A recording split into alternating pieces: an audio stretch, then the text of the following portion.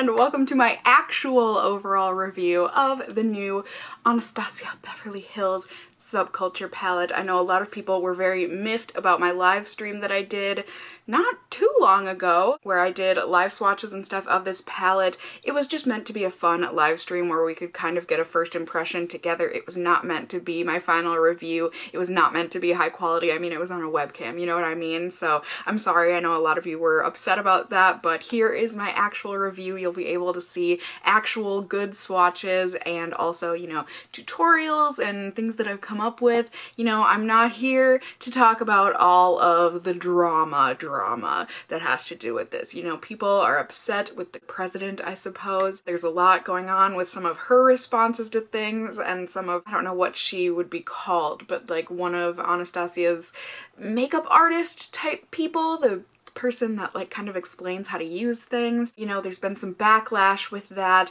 As far as I know, as long as you hated this palette, you can get a refund from them. Be it from Sephora, be it from the actual Anastasia website. That's where I purchased mine. I purchased it on the launch day. I'm pretty sure by the time you guys see this video, this should be coming to stores at Sephora and Ulta, I think. So you'll be able to swatch it in person. That's what I would recommend. You know, there's a lot going on with this palette, and I think if I wasn't someone who reviewed makeup here on YouTube, I probably would also return it. But that being said, I have found ways to make this work for me. So overall, Anastasia, they make a great eyeshadow formula. They really do. And I think that's why people were so upset with this palette, because it was marketed as the sister palette of the Modern Renaissance palette, which is a beautiful and beloved palette by many. Now, even though both of these palettes are cheaper than something like an Urban Decay Naked palette or something from Tarte or Too Faced, you know, these are $42, you get 14 shadows. That being said, you're not getting a ton of product in here. These are some of the most expensive eyeshadows that I know of. They're almost double what Tarte costs per gram. So it may seem like these are a good value, but overall, if we're talking about price per gram, they're really expensive. But, you know, if you're like me, when are you ever gonna go through a full eyeshadow in a palette? But, you know, it is something to consider or think about. The plan for Subculture was that it was supposed to be the night palette compared to the day palette with the Modern Renaissance. So the Modern Renaissance, as I'm sure most of you know, there it is in all of its glory. I have done a full review and everything on this as well if you want to watch that. I'm not here to tell you guys about this one. You know, for comparison's sake, it's a very warm and pink and orange type of a palette. You can definitely make some very neutral daytime looks with this, but I think you can definitely vamp it up for night as well. But the Subculture, I feel like, is very much night. You can get a few daytime looks with this, but it's tough, and you can see it's a mess. Like, there's powder everywhere. There's no doubt about that, and normally I would like blow it off just to get rid of it, but this, it will stain your shirt, it will stain your carpet, it will stain everything. That's the thing with this Subculture palette that so many people are very upset about, and I understand why, is that it's marketed as a normal eyeshadow palette, but this is more of a loose pigment palette disguised as or marketed as a pressed pigment palette, like most eyeshadow palettes are. What they did with the Subculture, as far as I can understand, or as far as I know, is that they soft pressed things instead of like hard pressing things. So the eensy peensiest tap of a brush in here, poof, powder everywhere. It's not solid. The shadows, at least the matte ones. I would say the duochrome shades and then the metallic shade, those are pressed fine. They really don't cause a big mess. It is all of these matte shades. So you do get 2 duochromes in here, you get a metallic, and then 11 of the other shades are all ultra mattes. And there is, for sure, a method to the madness. I just think, like I said, people are upset because this was not marketed well, in the sense that I don't feel like it was very truthful in what you're getting. You know, people were expecting to get not a mess, especially because it was marketed with the Modern Renaissance, saying that they were sister palettes. But I will say, you know, there is a lot of kickback on this palette as well, you can see, but it's not with all of the shades, and I don't feel like it's anywhere near as delicate as the Subculture. This one I feel like you really have to kind of get in there to get this kickback in comparison to the Subculture, where you just barely tap it and it is just making it rain, and it's also making a mess. Now, another thing with this palette is that while these colors do complement each other, they almost complement each other too much in that they end up muddying together. And because these are such highly pigmented things, because I think for me it's like when I think of eyeshadows, it's totally okay to go against or with the color wheel or whatever and use contrasting complementary colors, which are colors across from each other on the wheel. And normally with eyeshadows it's okay because they're not so pigmented, so they don't get as muddy. Now with these, because they are so pigmented, it's just like if you were painting, and if you mixed those two complementary colors together, it's gonna create mud, and that's what's happening on the lids to a lot of people, myself included when I first tried them out. So like mixing purple with yellow, that's gonna create a muddy mess. Or mixing like an orange with a blue. It's more of a teal, but it's a blue teal, you know? It's gonna make a mess. So you just have to be very cognizant of that. This palette, in my eyes, while you can get complete looks from it, I think it's more of like a complement palette. I think it's best used mixed with other palettes, like the Modern Renaissance. I did a mix on my lids today and I think it turned out alright. I just think that the Subculture is made for a very specific person. It's someone who doesn't mind having to change the way they apply eyeshadows. It's a person that doesn't mind having a bit of a challenge. I just feel like I said, the way that this was marketed, it's like if someone were to tell someone, you know, if you were in elementary school or whenever it is that you learned this, but like you learned long division and crazy multiplication and stuff and you loved it. It was so fun and so easy for you. That's like the Modern Renaissance. But then Subculture comes around and someone's like, oh hey, you love that long division stuff? You're gonna love calculus. Calculus, it's just the best. I mean, it's math. It's all math. So if you liked one, you're definitely gonna love and excel at the other. No. I was in advanced math for much of my life, and then calculus came around and just up the butt. I did horrible in calculus. I was very bad at it. You know, so I think it's just, you've got to have an appreciation for color theory, you've got to have an appreciation for some work to be put in.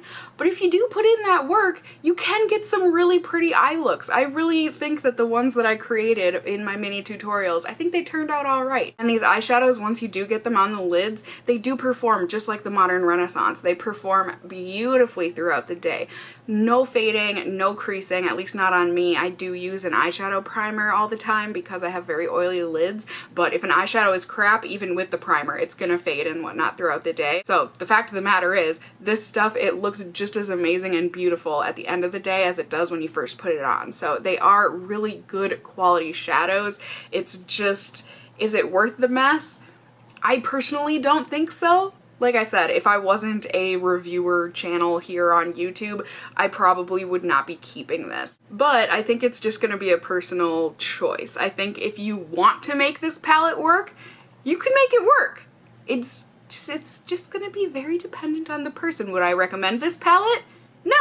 I don't think I would recommend this to anybody. But it is there, and it is doable and workable if you want to make it work. So, that's my review. I hope you guys enjoy. I hope you enjoy seeing the swatches and everything. I hope you enjoy the mini tutorials. I did them talk through style this time because a lot of people have requested that of me, so I hope you enjoy that. I'm pretty sure it makes the video a lot longer, but like I said, a lot of you requested it, so I hope you enjoy that. So yeah, let's get on into all of that, and then I will see you all at the very end of the video.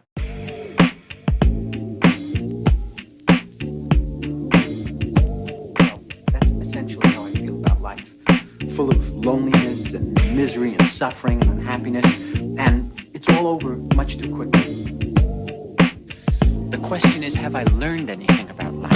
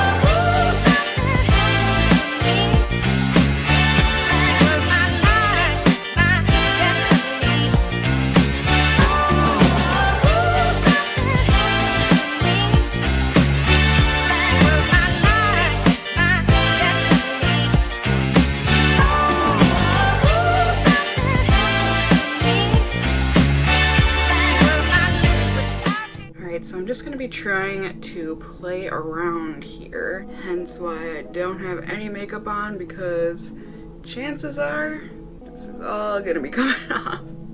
I shouldn't even say chances are. I will not be wearing this eyeshadow for the rest of the day. And I didn't want to be wearing foundation right now because this palette will get all over my face, and that would just be a huge waste now, wouldn't it? So, just putting on a primer. I'm gonna try for one of my eyes anyways, because I know a lot of people, you know, when they see this, they're like, Cassie, we want to see you use all of the crazy colors together. And I get that, and I want to too. But I think that's part of the problem. I think that's part of why, you know, things are muddying together and just not looking good. So I'm gonna try and do a semi-neutral-ish look. So I'm gonna go in with Dawn. I'm just gonna pick up some of this extra pigment that I have just sitting on this palette here from when I did swatches. And I'm just gonna put this in the crease. Now I didn't put any paint pot down on this eye just so we could kind of play and see if there's a difference. I'll put it down on this eye and do this one blank. Zoom you in a little more so maybe you can see a little bit better. So I'm just gonna work this in. Very nice, at least I think so. And now I'm just gonna do the same, tapping into New Wave here. Just tap, tap, and then tap off the excess. And I'm just gonna put this on the outer portion of the crease and just very softly diffuse that together with Dawn. I don't want the predominant color of my crease to be that orange color, but just to kind of blend them together. So there we go. So far, so good, right? Now I'm just gonna do the same, just very lightly tap my brush into fudge and then tap off all the excess.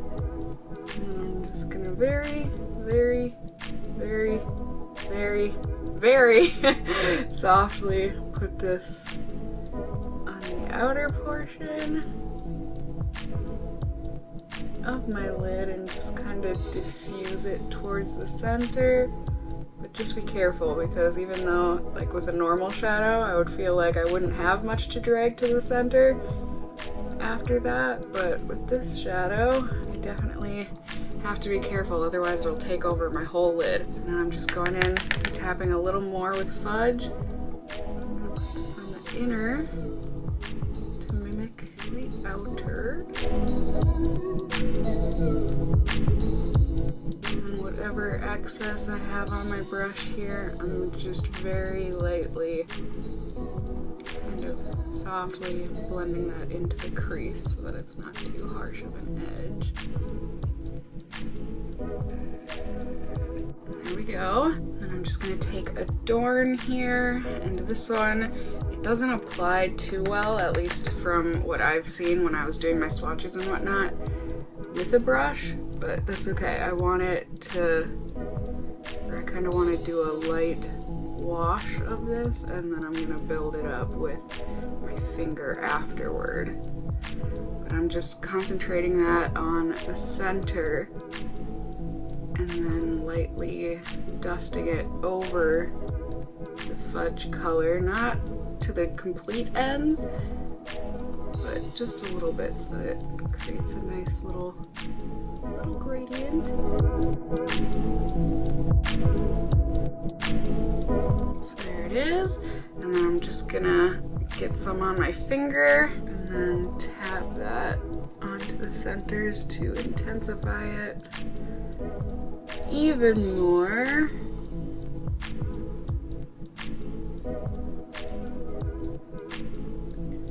And again, just kind of softening around the edge of where I just patted it on.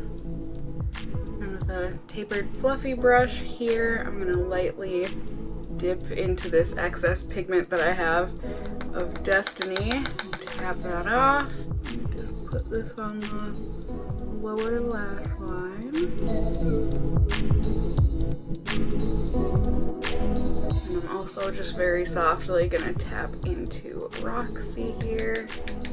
Get the excess off. Blend along bottom of where you just put Destiny. And then with my pinky, I'm just gonna go into Cube, dab that on the inner corner. And ta-da, there you go. Super simple, but I think you kind of have to keep these looks simple with this palette. It would obviously look a lot nicer if I had concealer under my eyes and my brows done and all that, but there's the eyeshadow. And there you go. Finishing touches, I just used a, nude liner in my pencil. I used a nude pencil liner in my waterline and just put on mascara. And there you go. I think that came out nice anyways. It's simple, but there's a little bit of something to it. And then for my other eye, we will show with a paint pot. I'm just using soft ochre from M.A.C. And just lightly tapping into Roxy, getting all that excess powder off. And then I'm gonna put this all over the lid.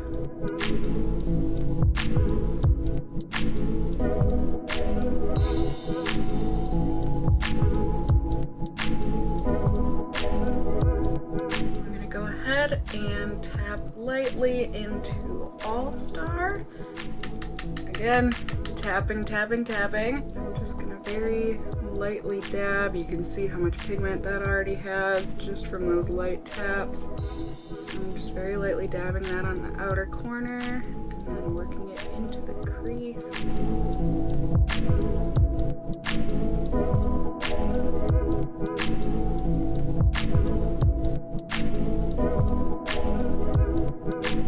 Deepen the crease more. Pray for me, people, with Rowdy here. I'm gonna go into this little well of excess pigment I have. Tap, and putting that directly in the crease. Woohoo! Just trying to be so gentle. So gentle.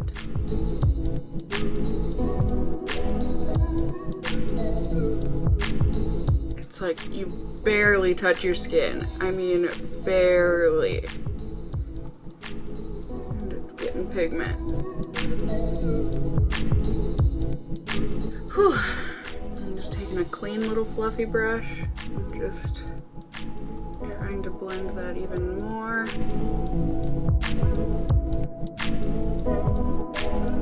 Then I'm gonna use that same brush and just lightly tap into All Star again.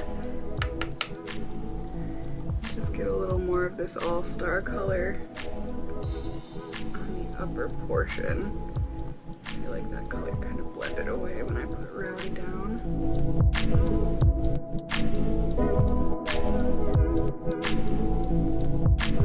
I'm gonna go ahead and use a brush into my paint pot just to sharpen this up.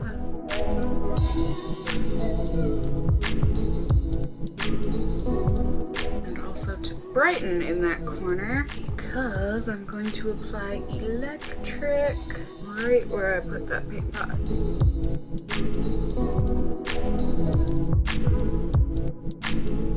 And then just softly blending that in. Kind of diffusing that into Roxy all the way to the center. And then also just getting that in the inner corner.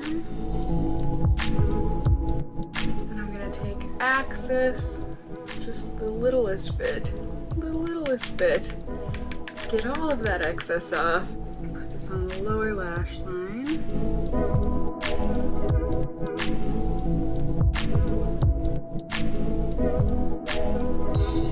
And also just very lightly bringing it up into the crease. Just a little, not a lot. Just that itty bitty bit. I just went ahead and lined my waterline with a black liner and, did liquid liner on the top and mascara. And I actually think it looks pretty darn cool, yeah?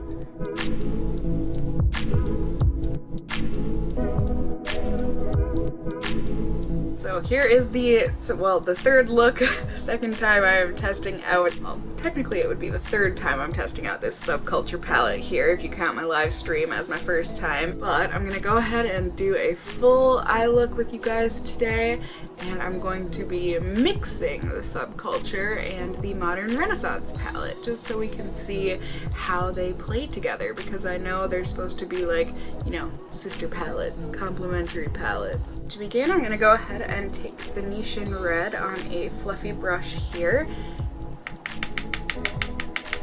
And I'm just gonna be placing this on the outer portion of the lid. I know I don't have down any sort of like a paint pot or anything, but I will get there, I promise.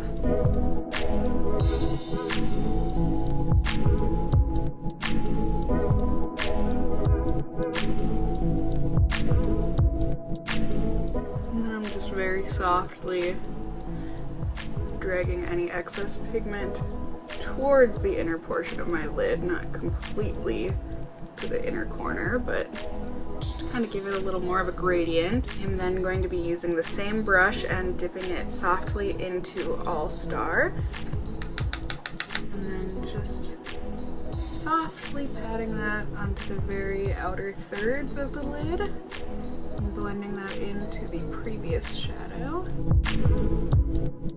Then I'm just going to take a fluffy brush and dip this lightly into Love Letter, just very, very light. And I'm going to blend those two shades into the crease here. And also, once you work it into the crease, also kind of buff it up to create a winged effect, I guess you could call it. As of right now, I'm calling it some pink eye drama. Yeah?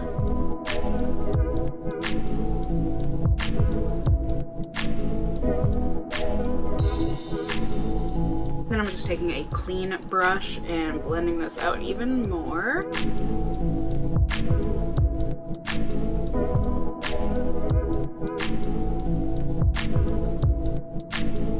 I feel like for some reason on this eye, maybe Love Letter and All Star aren't playing so well together.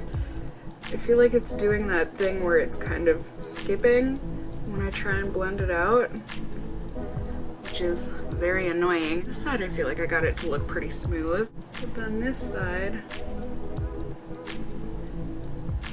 there, maybe that's a little better. I'm kind of scared of what I have created. I'll make this work, don't worry. So now I'm gonna try and take Mercury on a pointy. Oh my god, there's a lot of... I feel like Mercury so far is the worst for me. I've already got a little dent in that, but I'm just gonna try and kind of put this in the outer V.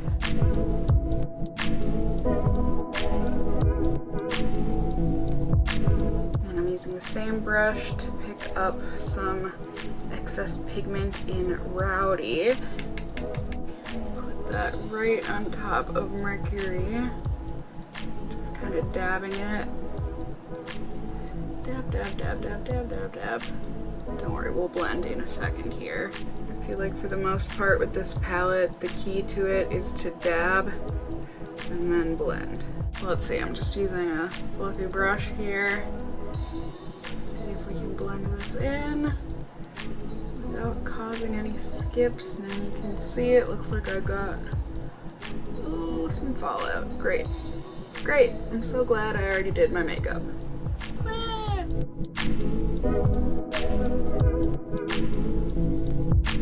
Maybe this would be an appropriate time to use a fan brush.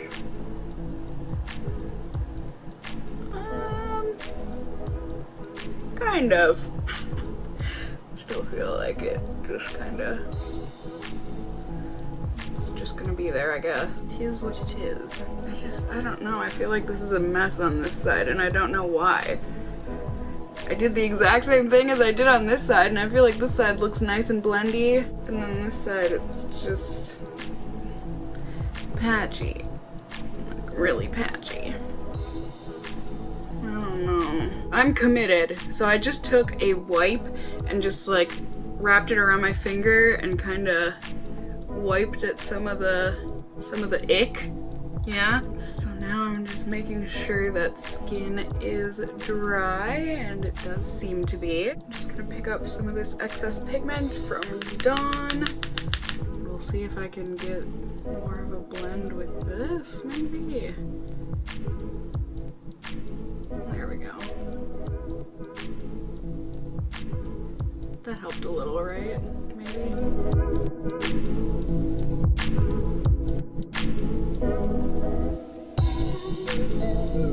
Whatever, you guys, I'm committed to this pink eye drama, so I'm gonna mix Love Letter and Realgar and just very, very lightly.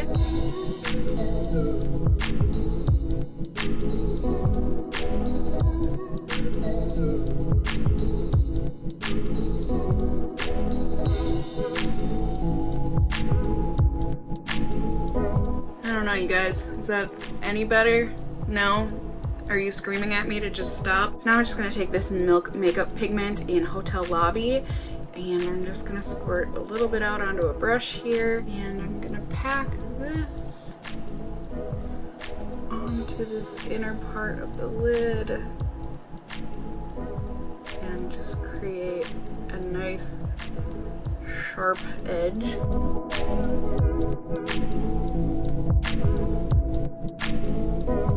Then I'm gonna go into Primavera here and put this right on top of Hotel Lobby, and then also, you know, blend it into the pink a little bit more.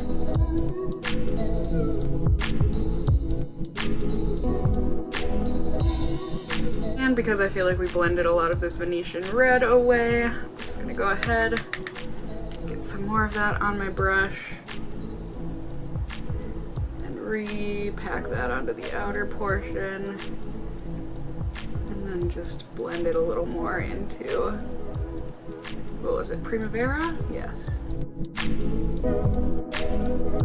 I don't know, is that, I mean, it's definitely a look, but I think I'm gonna mix a little bit of raw sienna and golden ochre together.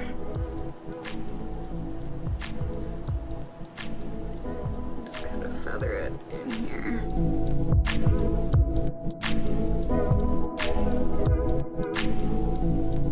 And then just to have some fun, I really hope this works. I'm just gonna take some of this milk pigment in Rave, use an angled brush.